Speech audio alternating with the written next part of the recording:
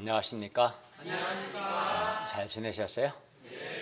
오늘 말씀 제목은 항상 기도하며 깨어있으라입니다. 요절 36절을 다 같이 읽을까요? 36절 시작. 그러므로 너희는 장차올 이 모든 일을 능히 있게 하고 인자 앞에 서도록 항상 기도하며 깨어있으라 하시니라. 기도하겠습니다. 은혜로우신 주님, 오늘도 살아계신 성부 하나님과 성자 하나님, 성령 하나님께 예배드릴 수 있도록 은혜 주심을 감사합니다. 우리가 드리는 예배가 하나님을 기쁘시게 하는 예배가 되게 하여 주십시오. 또 한 주간에 저희의 많은 허물과 죄를 용서하여 주시고 말씀으로 은혜 주십시오. 이 시간 하나님의 은혜를 간절히 사모하는 마음과 하나님 앞에 겸비한 마음으로 예배를 드리는 가운데 겸비한 자에게 은혜 주신 하나님을 깊이 체험하도록 도와주시옵소서. 예수님의 이름으로 기도하였습니다. 아멘. 오늘 본문은 예루살렘 성전 파괴에 관한 예수님의 예언의 말씀입니다. 그리고 예수님의 말씀대로 AD 70년 로마 티투스 장군에 의해서 예루살렘 성과 예루살렘 성전이 철저히 파괴되었습니다. 그러면 이 성전 파괴 사건이 오늘 우리에게 주는 메시지가 무엇입니까? 예수님의 재림을 앞두고 우리는 어떻게 살아야 하는가? 오늘 말씀을 통해서 배울 수 있기를 기도합니다. 5절을 보십시오. 어떤 제자들이 성전을 가리켜 그 아름다운 돌과 헌물, 즉 헌물은 이제 성전에 바쳐진 물건들인데요, 아름다운 돌과 헌물로 꾸민 것을 말했습니다. 제자들은 성전의 아름다움과 그의 그 웅장함에 압도되어서 자신도 모르게 감탄사를 터뜨렸습니다. 야, 예수님, 이 아름다운 돌들이 어떠하며 이 헌물들이 어떠합니까? 정말 아름답고 웅장하고 대단하지 않습니까? 제자들은 성전의 아름다움과 웅장함에 압도되었습니다. 제자들이 가리킨 그 성전은 헤롯 대왕이 BC 19년부터 건축하기 시작한 성전으로, 그러니까 예수님 당시 기준으로 하면 한 50년째 지금 건축 중인 성전이죠. 당시 예루살렘 면적의 6분의 1을 차지할 만큼 예루살렘 성전은 아주 거대하고 웅장한 복합 건물들로 구성되어 있었습니다. 당시 성전은 돌을 통째로 깎아 만든 거대한 대리석 기둥들로 세워졌습니다. 그리고 그 지붕과 같은 특별한 부분들은 금으로 꾸며졌다고 합니다. 그래서 햇살에 비칠 때는 아주 눈이 부셔서 알아볼 수 없을 만큼 아주 아름다웠다고 합니다. 이처럼 당시 성전은 한마디로 아주 화려하고 웅장하고 견고했습니다. 뿐만 아니라 성전은 하나님의 집으로 성전에 하나님이 계신다는 상징성 때문에 사람들은 이 화려하고 웅장한 성전은 결코 무너지지 않을 것이다 라고 생각했어요. 오늘날 사람들은 아마 삼성과 같은 초인류 기업은 망하지 않을 거다, 또는 미국과 같은 강대국은 망하지 않을 거다, 이렇게 생각하지 않습니까? 근데 당시 사람들은 성전 자체가 굉장히 견고하고 웅장할 뿐만 아니라 하나님의 집이기 때문에 결코 무너지지 않을 거다, 이렇게 생각했었어요. 그러나 예수님은 아주 충격적인 말씀을 하십니다. 6절을 다 같이 읽어볼까요? 시작.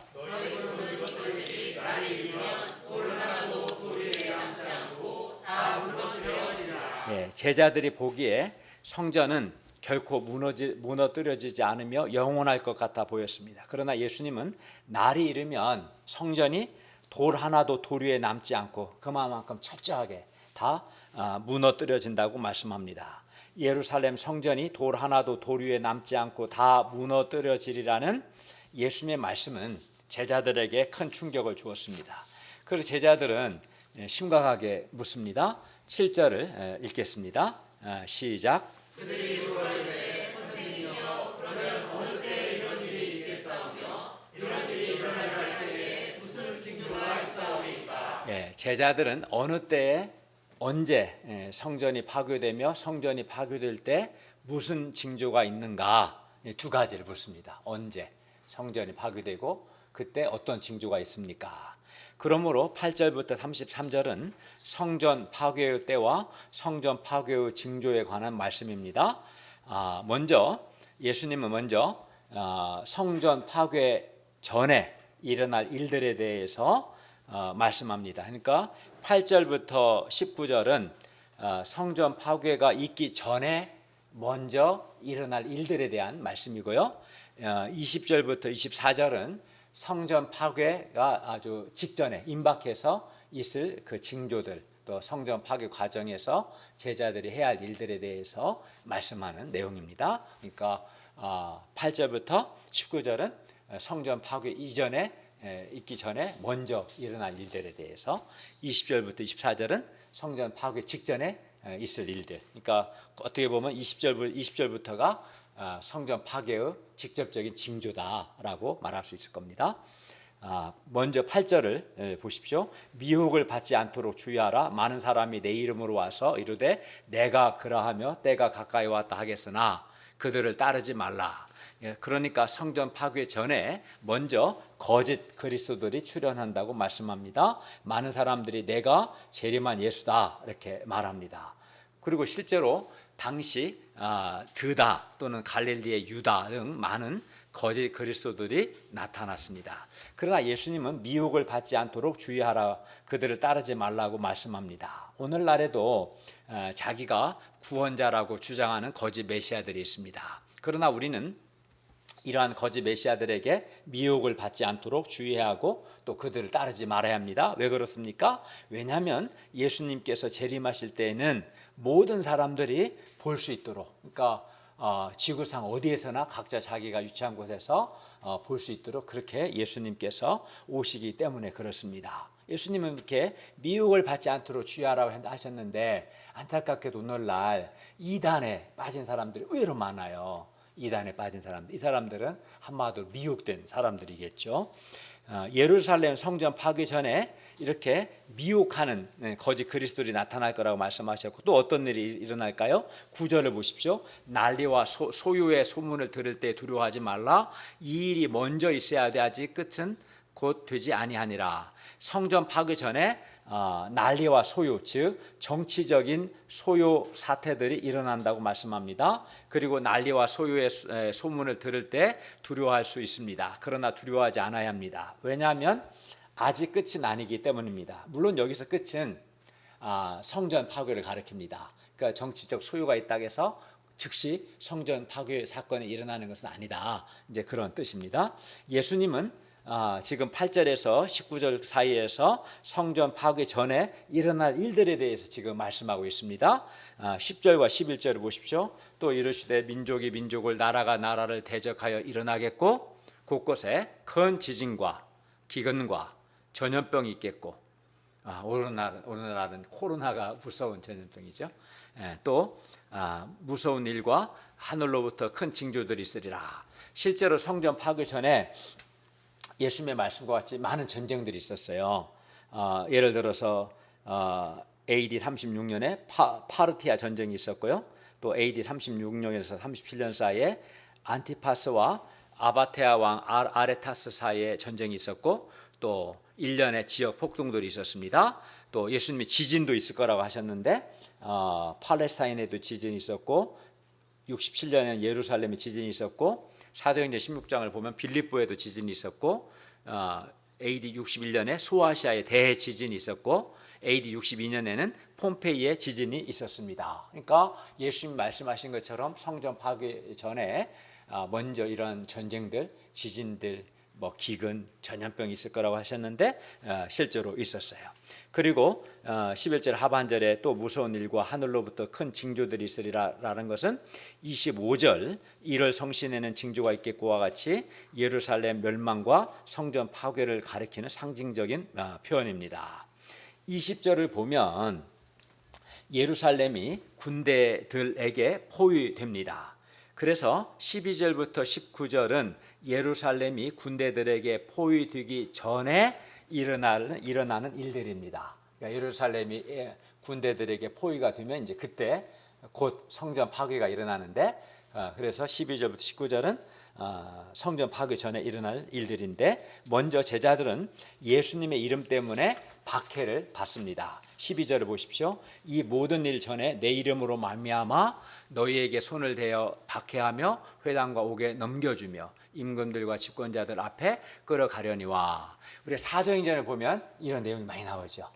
제자들이 예수님의 임을 증거하다가 많은 여러 형태의 박해를 받고 옥에 갇히기도 하고 임금들 앞에 서기도 하고 하지 않습니까? 이 말씀이 그대로 다 이루어졌죠. 사람들이 예수님의 이름으로 말미암아 예수님의 제자들을 박해합니다. 왜냐하면 제자들은 예수님의 이름을 믿을 뿐만 아니라 예수님의 이름을 전하기 때문입니다. 그리고 이렇게 제자들이 예수님의 이름을 전하는 것은 왜 예수님의 이름을 전합니까? 사람들이 예수님을 믿고 예수님을 하나님이여 구원자로 믿고 구원받도록, 그리고 사람들이 예수님의 가르침을 따르도록 하기 위해서 이제 예수님의 이름을 전하죠. 또 제자들은 예수님을 믿음으로써만 우리가 의롭다함을 받고 구원받는다, 이렇게 가르칩니다.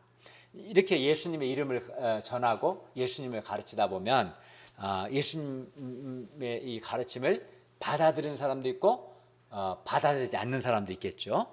그래서 예수님을 받아들이지 않는 사람들은 제자들이 예수님을 증거하기 때문에 제자들을 박해하며 회당과 옥에 넘겨주며 임금들과 집권자들 앞에 끌어갑니다. 그러나 제자들이 그러한 일을 당하는 것은 오히려 예수님을 증거할 좋은 기회입니다. 13절을 보십시오. 이 일이 도리어 너희에게 증거가 되리라. 여기서 증거가 된단 말은 증거할 기회가 된다는 거예요. 이 일은 제자들이 자기들을 핍박하고 끌고 가는 사람들 앞에 예수님을 증거할 기회, 또 자신들의 믿음을 증거할 기회가 된다고 말씀합니다. 14, 15절을 다 같이 읽겠습니다. 시작. 그러므로 너희는 변명할 것을 미리 궁리하지 않도록 명심하라. 내가 너희의 모든 대적이 능히 대항하거나 변명할 수 없는 구별과 지혜를 너희에게 주리라. 제자들은 박해를 받으면 어떻게 변명할 것인가 미리 궁리하지 않도록 주의해야 합니다. 왜냐하면 예수님께서 모든 대적이 능히 대항하거나 변박할 수 없는 구변, 여기서 구변은 말입니다. 말과 그러니까 상대방이 대항할 수 없는 그런 말과 지혜를 제자들에게 주시기 때문입니다. 그러므로 제자들은 박해받을 때 내가 어떻게 변명하지? 이걸 궁리하지 말고 다만 오히려 이 박해가 예수님을 증거할 기회가 되도록 그 일에 집중해야 한다고 말씀합니다. 제자들은 예수님 때문에 심지어 죽임을 당할 수도 있습니다. 16절을 보십시오. 심지어 부모와 형제와 친척과 벗이 너희를 넘겨주어 너희 중에 몇을 죽이게 하겠고. 부모와 형제, 친척과 벗은 가장 가깝고 신뢰하는 사람들입니다. 그런데 다른 사람도 아니고 가장 가까운 부모, 형제가 넘겨주어 죽게 한다는 것은, 예수님 믿는다는 이유로 그렇게 한다는 것은 참으로 견디기 힘든 일입니다. 그러나 얼마든지 이러한 일들이 일어날 수 있습니다.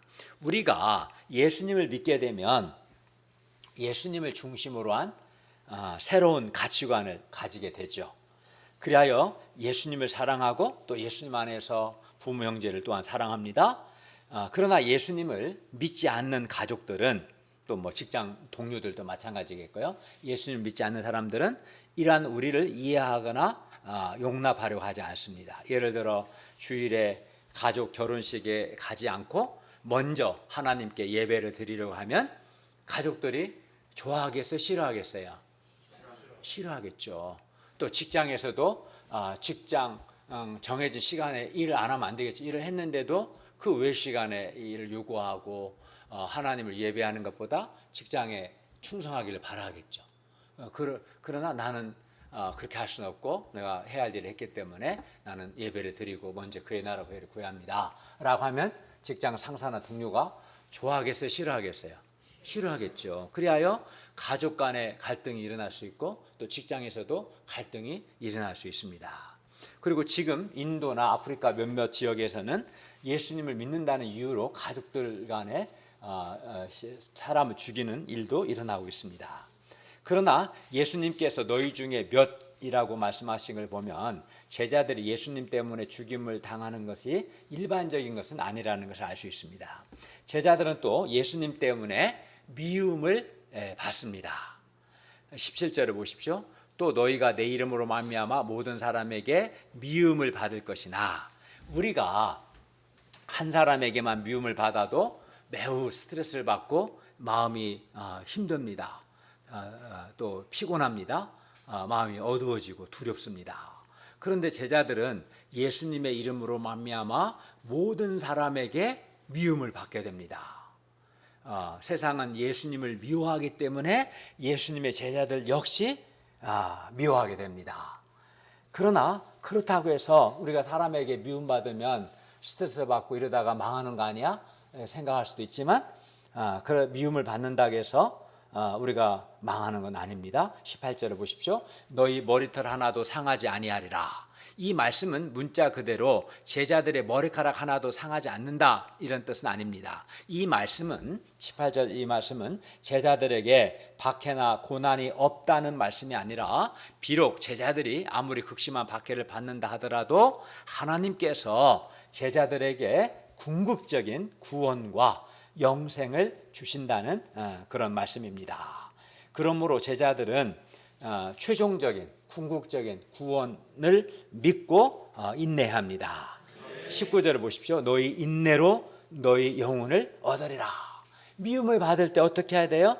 주님께서 최종적으로 나를 구원하시고 내게 영생을 주실 것을 믿고 인내해야 돼요. 미움을 받을 때 믿고 인내해야 합니다.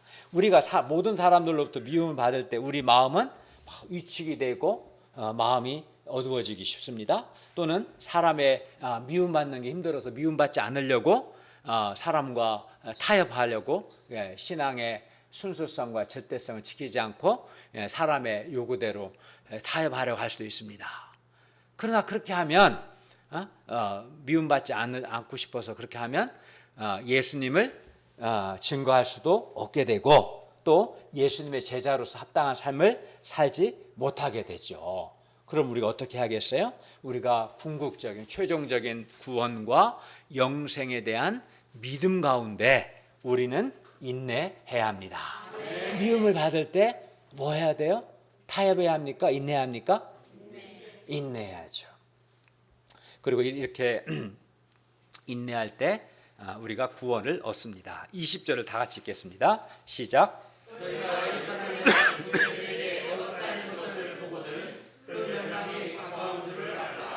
여기서 그 멸망은 AD 70년에 일어날 예루살렘 멸망과 성전 파괴를 가리킵니다.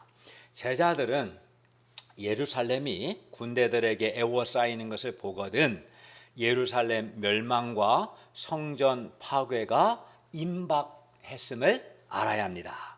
그리고 예루살렘을 떠나야 돼요. 그러니까 제자들이 말씀 언제 이 일이 일어나고 이 일이 일어날 때 이 일 성전 파괴가 일어날 때 징조가 어떠하냐고 물었잖아요. 7절에서 이게 바로 그 징조예요. 예루살렘이 군대에게 에워싸이는 것, 이게 이제 성전 파괴의 직접적인 징조죠. 이걸 보면 이제 곧 예루살렘이 멸망하고 성전 파괴가 일어나겠구나. 이거 인식하고 어떻게 해야 돼요? 예루살렘을 떠나야 돼요. 떠나라. 21절을 다 같이 읽겠습니다. 시작. 그때 유대에 있는 자들은 산으로 도망갈 것이며 성내에 있는 자들은 나갈 것이며 손에 있는 자들은 들로 들어가지 말지어다. 물론 일반적으로는 전쟁이 일어나면 어떻게 합니까? 성 밖에 있는 사람들은 빨리 성 안에 들어와서 성문을 굳게 닫아야죠. 그러나 예수님은 예루살렘 성전이 파괴될 때는 그렇게 하면 안 되고 성 밖에 있는 산에 있는 자 유대에 있는 자들은 산으로 산으로 도망가고 성 내에 있는 자들은 오히려 성 밖으로 나가라고, 즉 예루살렘을 떠나라고 말씀합니다. 왜 예루살렘을 떠나야 돼요? 왜냐하면 그때에는 예루살렘과 예루살렘 성전이 파괴되기 때문입니다. 예루살렘을 떠나지 않으면 예루살렘이 멸망하고 성전이 파괴될 때 그 사람도 함께 멸망할 수 있기 때문에 예수님은 떠나라고 성 안으로 들어오지 말고 오히려 성 밖으로 나가라 이렇게 말씀하셨어요. 22절을 보십시오. 이 날들은 기록된 모든 것을 이루는 징벌의 날이니라. 여기서 기록된 모든 것은 예루살렘 멸망과 성전 파괴에 관하여 기록된 것을 의미합니다. 예수님이 두 번이나 누가복음 13장 33절에서 또 19장 41절에서 예루살렘이 하나님의 심판을 받아 멸망하고 성전이 파괴될 것을 예수님은 이미 두 번이나 말씀하셨고 이번 세 번째 말씀하는 겁니다. 그렇기 때문에 성전이 파괴되는 날은 하나님의 징벌의 날입니다. 심판의 날입니다. 그러면 왜 예루살렘이 하나님의 심판을 받아 멸망하고 또 하나님의 집인 성전이 왜 파괴되는 겁니까?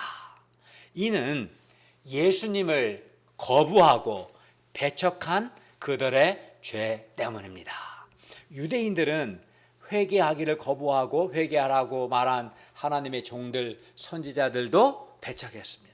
심지어 하나님의 아들 예수님까지도 유대인들은 배척을 하고 예수님을 십자가에 못 박아 죽였습니다. 그리고 이렇게 예수님을 배척하고 죽인 것이야말로 가장 큰 죄입니다. 하나님의 아들 예수님은 유대인들에게 죄 사함에 대해서 또 하나님 나라에 대해서 영생에 대해서 가르치셨습니다. 예수님께서. 그러나 그들은 예수님을 거부했고 심지어 십자가에 죽이기까지 했습니다. 오늘날도 보면 당시 유대인들처럼 우리가 예수님께서 우리를 사랑하사 우리 죄를 위해서 우리 대신 십자가에 죽으심으로 우리의 죄를 용서하셨습니다. 이 예수님을 믿는 사람은 죄를 용서받고 의롭다함을 받고 구원받습니다. 이게 예수님을 증거합니다. 우리가. 근데 당시 유대인들처럼 이 예수님을 받아들이지 않는 거부하고 배척한 사람도 많습니다. 그리고 예수님을 믿지 않는 것 거부하고 배척하는 것에 대해서 사람들이 큰 죄라고 여기지 않습니다. 그러나 그렇지 않습니다. 오늘 말씀을 보면 예수님을 그들이 배척하고 거부했기 때문에 그들에게 하나님의 징벌의 날, 진노의 날이 임합니다. 오늘 나중에도 마찬가지겠죠. 그러면 그들이 받게 될 징벌이 어떠합니까? 23절을 보십시오. 그날 곧 예루살렘이 멸망하는 날에는 아이벤 자들과 젖먹이는 자들에게 화가 있습니다. 왜냐하면 하나님의 징벌의 날, 심판의 날에는 아이벤 자들과 젖먹이는 자들이 더욱 고통스러울 것이기 때문입니다. 저 어젠가 그제 뉴스 보니까 이번에 아프가니스탄이 탈레반에 의해서 점령되면서 이 아프가니스탄 인권도 없고 뭐 힘들까봐 자기 아기라도 이렇게 아프가니스탄을 떠나게 하려고 막 철조망 넘어 미군한테 아기를 이렇게 넘기는 자기 자식인데도 얼마나 고통 그런 화면을 봤어요. 그게 생각났습니다. 24절을 보십시오. 예수님은 그날에 예루살렘이 멸망하고 성전이 파괴되는 그날에 그들이 칼날에 죽임을 당하며 모든 이방에 사로잡혀 가겠고 예루살렘은 이방인의 때가 차기까지 이방인들에게 밟힐 것이라고 말씀하십니다. 그리고 예루살렘과 성전 파괴에 관한 예수님의 이 모든 말씀들은 역사 속에서 그대로 다 이루어졌습니다. 예수님이 사람들에게 이 말씀하셨을 때 한 AD 30년 전후에 말씀하셨거든요. 그래서 성전 파괴는 40년 후에 일어나는 이 말씀하실 때만 해도 아마 믿지 않는 자들이 많았을 겁니다. 아니 이렇게 아름답고 화려하고 웅장하고 견고한 성전, 하나님의 집인 성전, 하나님의 도시인 예루살렘이 왜 무너지고 파괴되겠는가? 그러나 예수님의 말씀이 응했어요. 실제로 AD 70년 7월 로마 베스파시아누스 황제의 아들인 티투스 장군은 로마 제10군단과 제5군단의 약 8만 명의 군인들을 동원해서 예루살렘 성을 포위했습니다. 포위당한 유대인들은 먹을 것이 없어서 심지어 어린 자식을 잡아먹는 비극적인 일까지도 있었습니다. 그리고 AD 70년 8월 28일 예루살렘 성전은 완전히 파괴되었어요. 마치 9.11 사건처럼 완전히 파괴되었습니다. 그러니까 예루살렘에 이제 예수님이 24절에서 20절에서 너희가 예루살렘이 군대들에게 에워싸이는 것을 보거든 성전 파괴가 임박한 것을 알라고 말씀하셨어요. 예루살렘의 로마 군대가 예루살렘 전체를 포위하는데 하루 이틀만 하는 게 아니라 몇 개월 걸렸을 거예요. 이때가 이제 그 예수 믿는 신자들은 예루살렘을 떠날 수 있는 기회가 있었던 거죠. 그러나 이제 예수 믿지 않는 사람 안 떠났죠.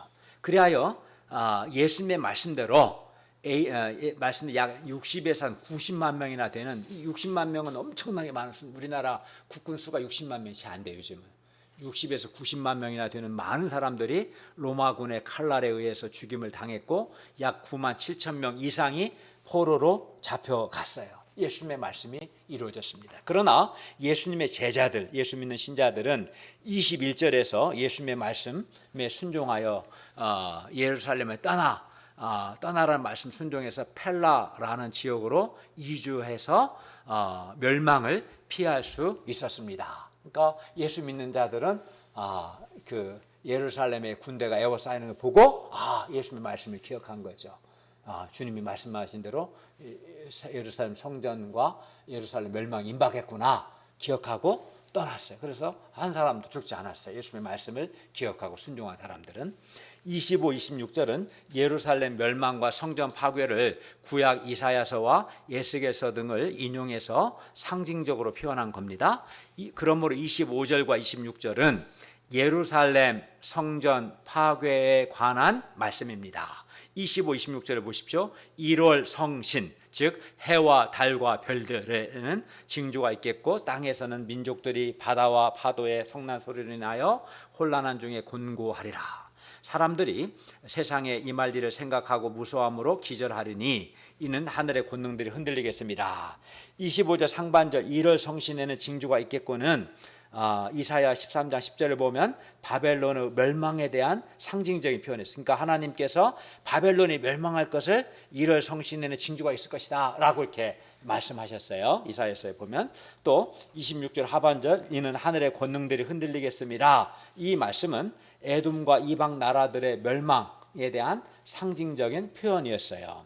그러니까 구약 성경은 바벨론이나 에돔과 같은 이방 나라들이 하나님의 심판을 받아 멸망할 것을 하늘의 1월 성신의 변화가 있을 것이고 하늘의 권능들이 흔들릴 것이라고 이렇게 상징적으로 표현한 거지. 이게 문자대로 해와 달과 별에 무슨 변화가 있을 거다 이게 아니라 바벨론이나 에돔이나 이게 나라가 멸망할 것을 이렇게 상징적으로 표현했다는 거죠.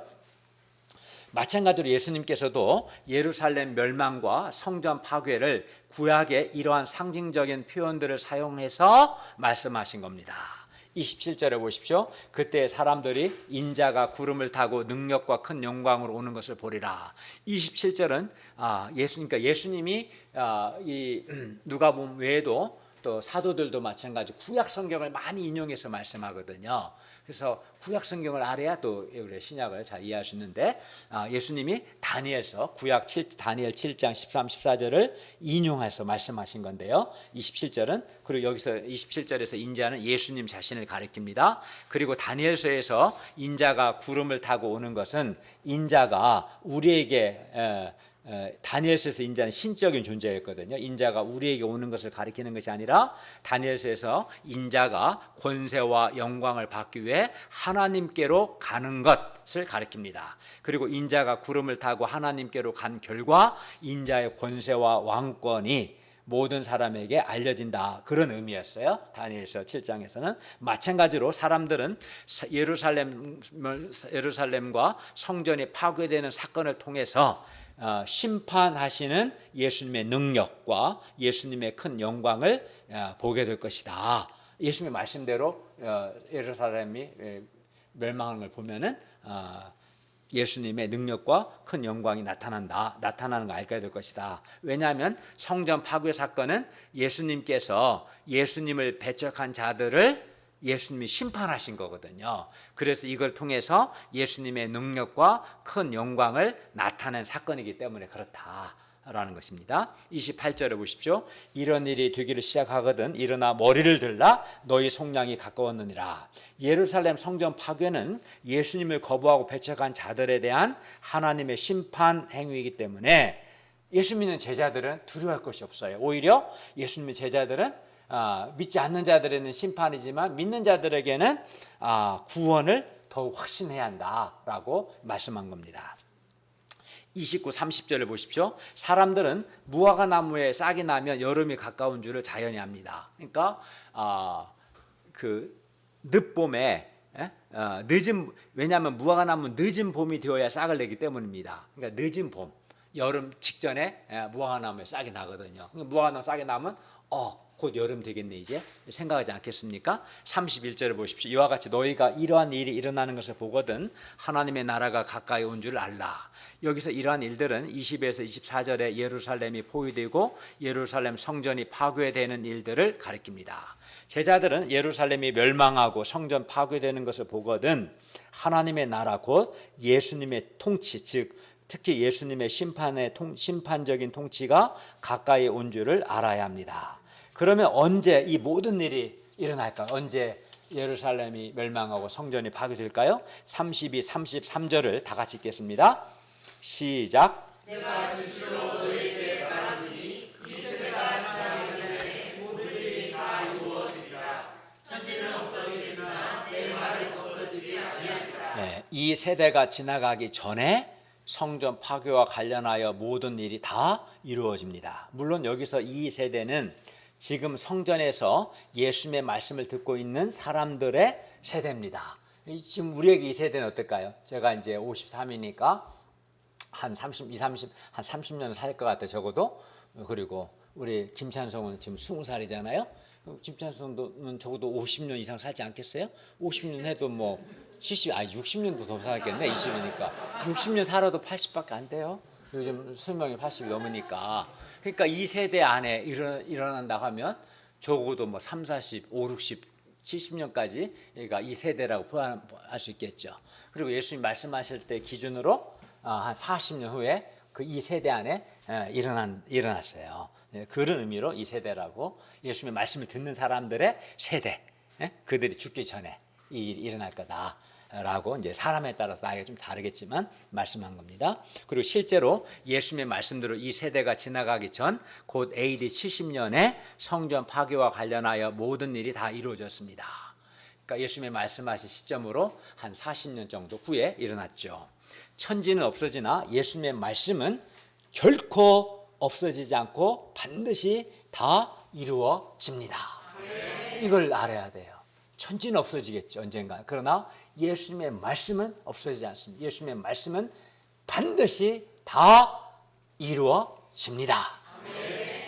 그런데 예루살렘 성전 파괴는 예수님의 말씀을 듣는 사람들에게는 장차 미래에 일어날 일이지만 2021년 우리에게는 이미 이루어진 과거의 사건이죠. 그죠? 예. 그러면 예루살렘 성전 파괴 이 사건이 오늘 2021년을 살고 있는 우리에게 가르쳐주는 메시지가 뭡니까? 성전 파괴에 관한 예수님의 말씀이 이루어진 것처럼 다시 오신다는 예수님의 말씀 또한 반드시 이루어집니다. 당시 어느 누구도 성전이 파괴될 것이라고는 생각하지 않았습니다.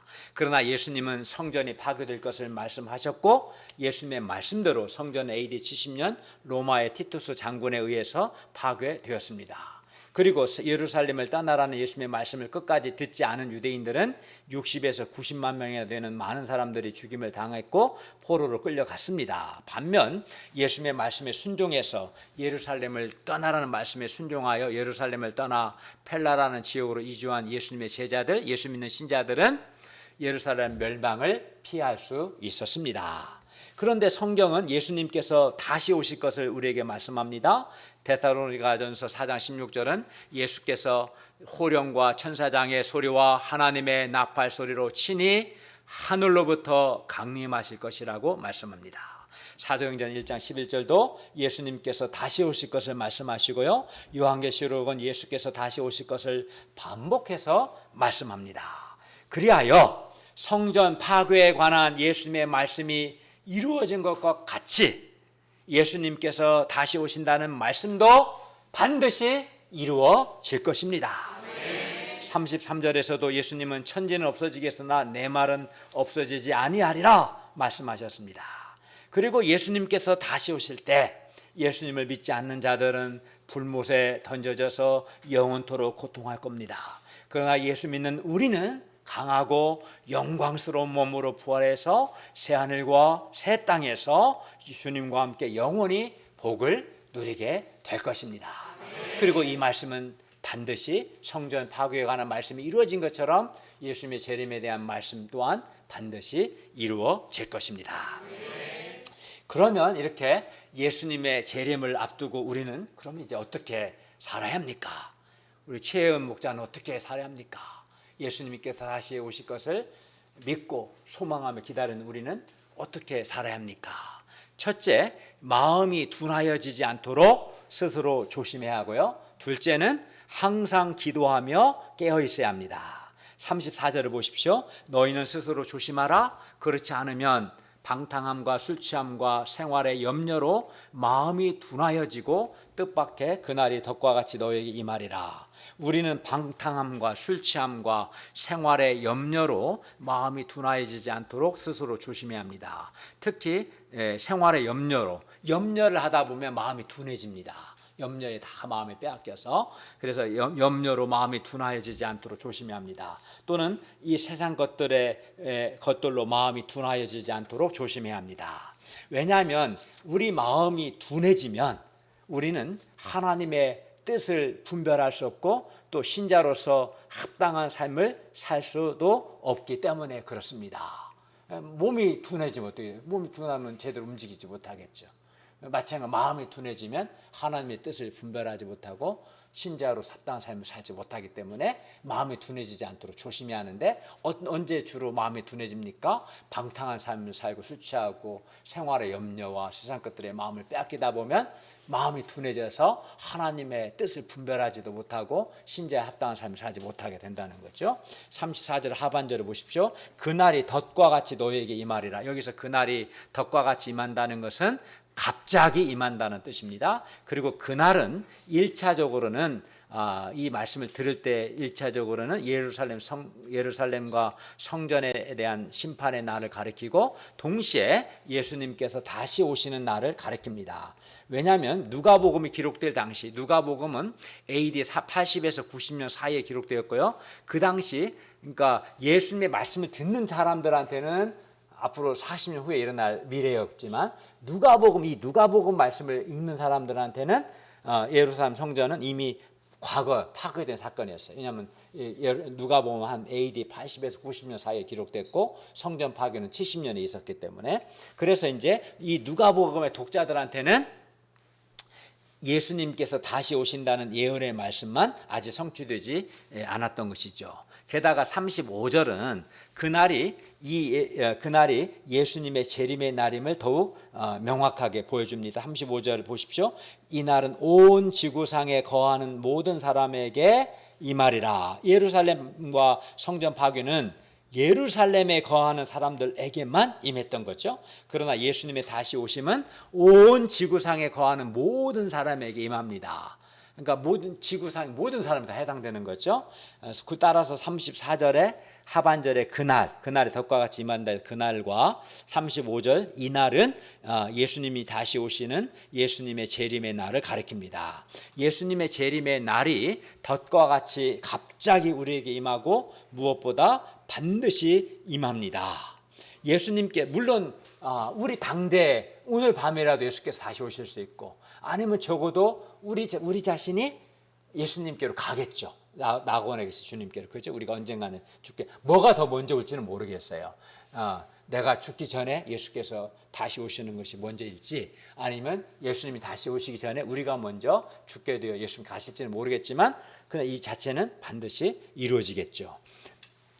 예수님께서 반드시 다시 오십니다. 그러므로 우리는 방탕함과 술 취함과 생활의 염려로 마음이 둔하여지지 않도록 조심해야 돼요. 내가 지금 마음이 둔해졌는가 자기를 돌아봐야 돼요. 여러 세상 일로 마음이 둔해지지 않았는가 조심해야 하고, 그 다음에 해야 할 게 뭐예요? 항상 기도하며 깨어 있어야 한다고 말씀합니다. 36절은 중요합니다. 다 같이 한번 읽어볼까요? 시작. 이러므로 너희는 장차올 이 모든 일을 능히 피하고 인자 앞에 서도록 항상 기도하며 깨어 있으라 하시니라. 우리는 장차 올 이 모든 일, 곧 하나님의 심판을 피하고 인자, 곧 다시 오시는 예수님 앞에 서도록, 즉 예수님 앞에 서기에 합당한 자가 되도록 항상 기도하며 깨어 있어야 합니다. 우리는 먼저 다시 오신 예수님 앞에 서기에 합당한 자가 되도록 먼저 뭐 해야 돼요? 항상 기도하는 것, 항상 기도하는 것과 깨어 있어 두 가지를 말씀하셨다고 할 수 있겠죠. 앞에서 이제 마음이 둔하여지지 않도록 조심하라는 것은 소극적으로 해야 할 것, 조심해야 할 것. 그리고 36절은 적극적으로 해야 할 걸 말씀하는 거예요. 적극적으로는 항상 기도하는 것, 깨어 있는 것. 이건 적극적으로 해야 할 것. 앞에 34절은 이제 34절은 소극적으로 조심해야 할 걸 말씀했다고 볼 수 있겠죠. 항상 기도한다는 것은 기도를 통해서 범사에 하나님의 뜻을 분별하고 하나님을 의지하는 삶을 사는 것, 이게 항상 기도하는 거예요. 신앙생활에 있어서 기도의 중요성은 아무리 강조해도 지나치지 않을 겁니다. 그래서 흔히 기도는 신앙생활의 호흡이다, 호흡과 같다, 이렇게 말합니다. 우리가 호흡을 하지 않으면, 숨을 쉬지 않으면 죽는 것과 같이 기도하지 않으면 영적인 생명력을 상실하고 영적으로 죽게 됩니다. 그러니까 영적으로 죽어 있는 사람들, 영적으로 생명력이 없는 사람들은 왜 그러겠어요? 기도에 힘쓰지 않으니까. 딱 보면 알아요. 이 사람 기도 안 하는구나. 그러니까 저렇게 매가리가 하나도 없고 저렇게 생명력이 없고 은혜가 없구나, 알 수 있거든요. 그런데 사람들은 아주 절박한 자기 인생 문제가 있으면 간절히 기도합니다. 아마 코로나에 감염되면 기도할 거예요. 어떤 사람은 뭐 가벼운 사람은 치료센터 가지만 또 심한 사람은 중환자실에 가지 않겠어요? 그러면은 기도 안 하겠어요? 기도하지 않겠어요? 하나님 빨리 좀 살려주세요, 고쳐주세요. 이렇게 사람들은 절박한 문제가 있으면 간절히 기도하지만 그 문제가 해결되면 다시 또 기도하지 않습니다. 반대로 또 오랫동안 기도했는데도 기도에 응답이 없는 것 같으면 기도를 포기하거나 기도를 중단하는 경향이 있습니다. 그리고 이때 기도하지 않으면 자기도 모르게 사탄의 시험에 들게 됩니다. 그러면서도 자신이 사탄의 시험에 지금 들었다는 사실조차도 몰라요. 사탄에 심는 두려움, 염려, 불신에 빠져서 어두운 생각하고 있다는 사실도 모르고 막 두려움의 말을 하고 불신적인 말을 하고 원망하고 불평하는 말을 하는 거예요. 자기 사실은 지금 본인이 사탄의 시험에 들었다는 해서 그런 건데 그러기 쉽습니다. 그래서 이제 예수님께서 제자들에게 시험에 들지 않게 깨어 기도하라. 마음에는 원해로되 육신이 약하도다라고 말씀하신 거예요. 너희가 마음은 원해도 육신이 연약하기 때문에 시험에 들지 않도록 깨어 기도해야 한다고. 그러니까 근데 사람들은 뭐라고 말해요? 기도 왜 안 하냐면은 연약해서 기도 안 한다고 그래요. 잠이 많아서 기도 안 한다고 그러고 바빠서 기도 못 한다. 피곤해서 연약해서. 근데 예수님은 정반대로 말씀하는 거예요. 네가 연약하기 때문에 너가 기도해야 하는 거다고. 너 연약하니까 깨어 기도해야 한다. 연약해서 안 하는 게 아니라 연약하다는 걸 정말 네가 인정한다면 너가 깨어 기도해야 네가 시험에 들지 않을 거다라고 말씀합니다. 그래서 기도하지 않으면 무엇이 옳고 그른지 분별할 수 없어요. 그러나 기도하게 되면 무엇이 옳고 그른지 영적인 분별력이 생기게 되고요. 기도하게 되면 하나님의 도우심을 받아서 사탄의 시험에 들지 않습니다. 우리는 또 기도하지 않으면 우리 자신을 컨트롤하지 못하고 기도하지 않으면 막 감정적이 되거나 인간적이 되기 쉽습니다. 기도하지 않으면 왠지 마음이 막 허하고 불안하고 막 성질나고 감정적이 되고 인간적이 되고 자기가 컨트롤이 안 돼요. 기도를 하지 않으면. 그러나 우리가 기도를 하게 되면 영적인 분별력이 생기게 되고요. 성령님의 다스림을 받아서 사탄의 시험에 들지 않게 됩니다. 특히 문제가 있을 때 기도하게 되면 기도를 통해서 하나님을 의지하는 것을 배우게 되고 살아계신 하나님의 도우심을 체험하게 됩니다. 기도를 해야 하나님이 도와주시지 않겠습니까? 그래서 하나님의 살아계심과 그의 도우심을 체험하게 돼요. 그러므로 우리가 새벽 기도와 개인 기도 등 기도에 항상 힘쓸 수 있기를 바랍니다. 요즘 통계 저번에 이현우 목사 메시지 전할 때 통계 보니까 20대, 30대가 한 하루에 스마트폰 한 3시간 전화한다고 하지 않습니까? 나이 먹어서 좀 적게 하지만 그래도 뭐 온 국민이 하루에 1시간에서 한 3시간, 사람마다 다르겠지만 또 한다고 합니다. 스마트폰. 근데 뭐 스마트폰 많이 하면 막 힘이 넘쳐요? 그렇지 않죠. 순간 잔재미 있지만 하고 나면 피곤해요. 손가락, 손목도 아프고 눈도 피곤하고 사람이 무기력해지죠. 기도에 힘써야 돼요. 어떻게 합니까? 우리가 구체적으로 적어도 하루에 밥을 3번 먹잖아요. 그러니까 최소한 하루에 3번 이상 적어도 전부 다 기도를 합쳐서 1시간은 전부 다 기도시 합쳐서 그게 이제 아직 습관이 안 된 사람은 적어도 하루에 3번 이상 30분은 아침, 점심, 저녁이든 뭐 언제든 그 관계없이 3번 이상은 기도하고 기도 시간을 다 합쳐서 적어도 30분 이상은 기도할 수 있기를 바랍니다. 결단을 하면 좋겠어요. 내가 아무리 사실 24시간 중에 30분 시간 없겠어요? 안 그렇잖아요. 그죠? 적어도 내가 하루에 3번은 적어도 3번 이상은 1분씩 하든 5분 하든 20분 하든 3번은 내가 적어도 3번 이상은 기도하고 기도 시간을 다 합쳐서 최소한 30분은 해야. 물론 1시간 이상은 해야 하는데 우선 안 된 사람은 이제 일단 30분부터 여러분 하루에 몇 번 얼마 기도하는가 제가 물어보면 불편하시겠죠. 네. 제가 물어보지 않겠습니다. 그러나 결단하시 바랍니다. 그리고 이렇게 우리가 기도를 하게 되면 우리가 영적인 분별력을 갖게 돼요. 기도하게 되면 영적인 생명력을 갖게 되고 무엇보다 기도하게 되면 내면에 하나님의 은혜와 하나님이 주시는 힘이 있게 되어서 승리하게 될 것입니다. 그리고 깨어있다는 것은 예수님의 재림을 확신하고 예수님이 언제 오셔도 기쁨으로 맞이할 준비하는 것, 예수님이 맞이할 준비하는 게 깨어있는 거거든요.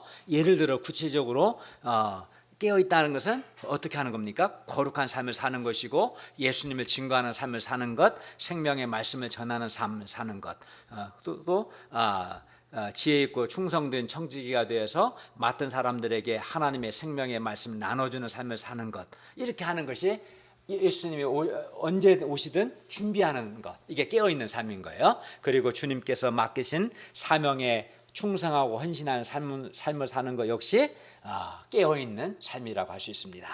37, 38절을 보면 예수님은 십자가의 죽음을 며칠 앞둔 시점에서도 이른 아침부터 성전에서 백성들에게 말씀을 가르치셨습니다.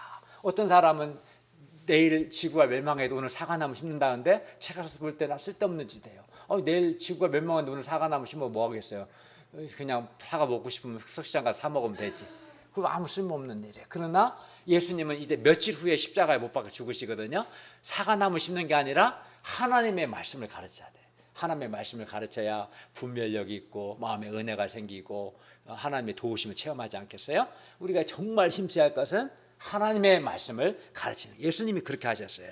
제자들은 아름다운 돌과 헌물로 꾸민 성전의 화려함과 웅장함을 바라보았지만 예수님은 성전에서 마지막까지 십자가 죽음을 앞둔 바로 며칠 전까지도 하나님의 말씀을 가르치셨습니다. 우리 역시 멸망할 이 세상의 화려함과 웅장함을 바라보고 마음을 빼앗길 것이 아니라 예수님과 같이 하나님의 말씀을 가르칠 수 있기를 바랍니다.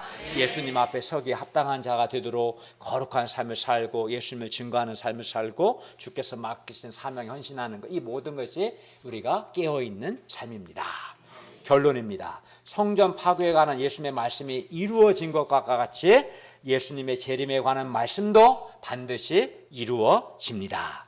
그리고 예수님께서 반드시 다시 오십니다. 그리고 예수님께서 다시 오실 때 예수님을 믿지 않고 배척한 자들은 불못에 던져지지만 예수님을 믿는 우리는 썩지 않고 강하고 영광스러운 몸으로 부활하게 될 것이고 상함도 해딤도 없고 애통함도 눈물도 없는 새하늘과 새 땅에서 주님과 함께 기쁨과 행복 가운데 영원히 살게 될 것입니다. 그러므로 우리가 예수님께서 반드시 다시 오실 것이라는 확신 가운데 무엇보다 항상 기도하는 것과 깨어있는 삶을 살 수 있기를 기도합니다. 기도하겠습니다. 은혜로우신 주님, 오늘 말씀을 통해서 주님을 배척한 예루살렘 성전이 파괴될 것이라는 주님의 말씀이 이루어진 것처럼 주님이 다시 오신다는 말씀 또한 이루어질 것을 우리가 믿습니다. 주님께서 다시 오실 것을 믿고 저희가 마음이 둔해지지 않도록 스스로 조심하는 것과 무엇보다 항상 기도하고 깨어있는 삶 살도록 도와주시옵소서. 예수님의 이름으로 기도하였습니다. 아멘.